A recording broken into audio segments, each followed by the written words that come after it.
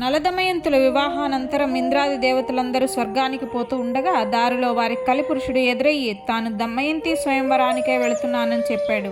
ఓ కలి, స్వయంవరం అయిపోయింది, మేమంతా అక్కడి నుంచే వస్తున్నాం. దమయంతి నలమహారాజును పెండ్లాడిందని దేవతలు చెప్పారు.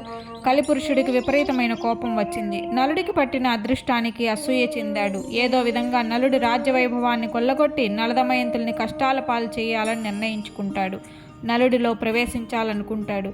కానీ నలుడు ఏ దోషము లేకుండా అన్ని శుభకార్యాలు చేస్తూ సుఖంగా రాజ్యపాలన చేస్తున్నాడు.